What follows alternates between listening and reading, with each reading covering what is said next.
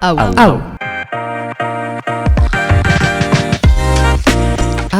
gu gara.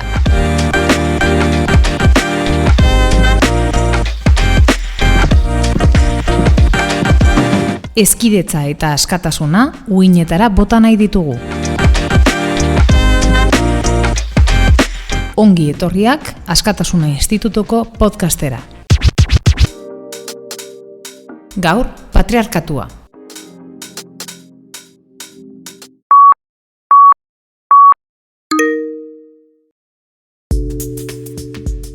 Kaixo entzuleok, zer modu zaudete? Ongi etorriak Izarazo podcastera. Gaur patriarkatuaren inguruan hitz egingo dizuegu. Gaur gure mailan Saioa, Laia eta Maia ditugu. Zer moduz neskak? Kaixo, ondo, oso ondo. Kaixo, lehenik eta behin argi utzi behar da patriarkatu hitzaren esanahia podcast honen gaia ulertu dadin. Hiztegian bilatuz gero, hurrengo definizioa agertzen da. Soziologian patriarkatua, gizarte patriarkala edo gizarte sistema patriarkala ere deitua, gizona emakumearen aldean nagusi eta agintaritza duen familia eredu eta sistema soziala da. Laburbilduz, emakumeen eta gizonen itxurazko berdintasuna izan arren, ohikoak lirateke emakumeek jasaten dituzten kontrol, botere eta indarkeria egoerak dira. Zer duzu aipatzeko zuek neskak? Askoren ustez, batez ere gizonen ustez, patriarkatua ez da existitzen edo gaur egun ez dago. Eta honek hurrengoa pentsatzera eramaten gaitu. Aldaute da benetan? Ez, pertsona hauek oker daude. Patriarkatua duela 10.000 urte inguru sortutako gizarte antolakuntza da, eta hala ere gaur egun gure artean jarraitzen du. Gainera, saioa horrekin lotuta, gaur egun oraindik umeak zaintzea emakumeekin lotuta dago. Patriarkatua oraindik barneratua daukagula erakusten duen adibide oso garbia da. Normala iruditzen zaigu emakume batek hori egitea eta gizon batek ez. Eurostatek ineren datuekin egindako emakumeen eta gizonen bizitza Europan txostenaren arabera, 25 eta 49 urteko emakumeen 95% egunero zaintzen eta edo hezitzen ditu haien seme-alabak. 2016an, egunero seme-alabak zaintzen zituzten gizonak 78% izan ziren. Inkesta honetan oso argi ikusten da emakumeok gure seme-alabak gehiago zaintzen jarraitzen ditugula gizonek baino. Horrez gain, emakumeok lan gehiago egitearren esfortzu gehiago eskatzen zaigu. Gizonak aldiz egunero egiten ditugun akzio bat egiten badute, baino merezimendu gehiago jasotzen dituzte. Adibidez, lan munduan landoratuak izateko gizonak baino lan gehiago egitea beharrezkoa da. Lan bikoitza egin behar dugu edo egin ditugun lanak aurkeztu behar ditugu guk egin ditugula egiaztatzeko. Zuek esan dutzen arira eta pixka bat ikertu ondoren, aurkitu dut Ipso enpresak egin zituen inkesten arabera, gizon askok, nagusiki gizon cisgeneroak, uste dute patriarkatu eta generoen arteko desberdintasuna erabat desagertuta dagoela. Elegidea gizonen eta emakumeen artean inolako alderik ez dagoela azalduz. Ala nola ala munduan. Horregatik uste dute feministak existitzen ez den kausa baten alde borrokatzen dutela, eta horregatik bere denbora galtzen ari dutela.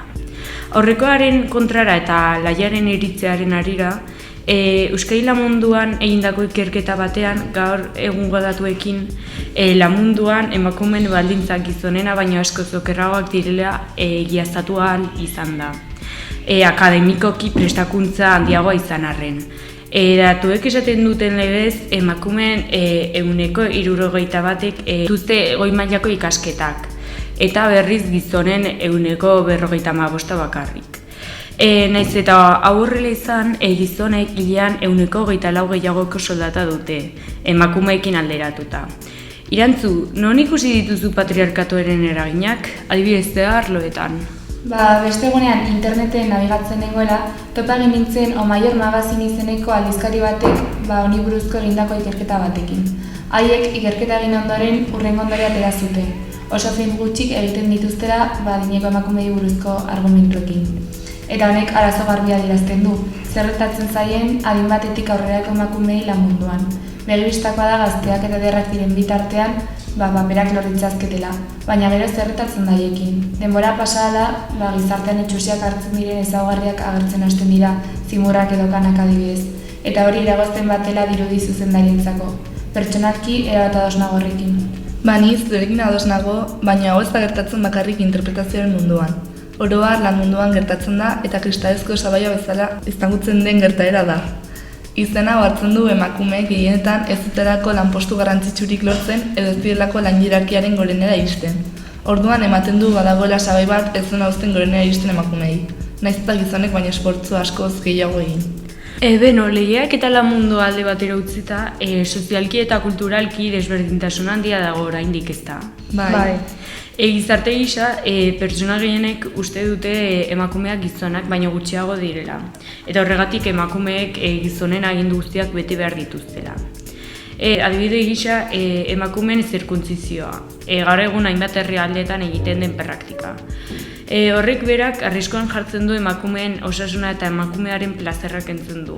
Horrelako praktikek erdiarokoak badirudite ere gaur egun emakume askoren errealitatea da. Eta hau praktikan jarraitzen badira, feminismoa iraungo du hauek deuseztatu arte.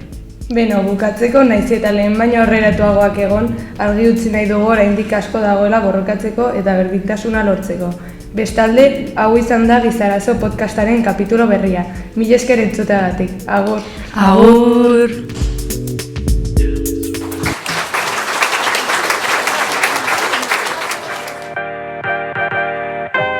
Hau da lehenengo batxilergoko ikasleen euskara eta hezkidetza proiektua. Mila esker hor egoteagatik. Agur eta ongi izan!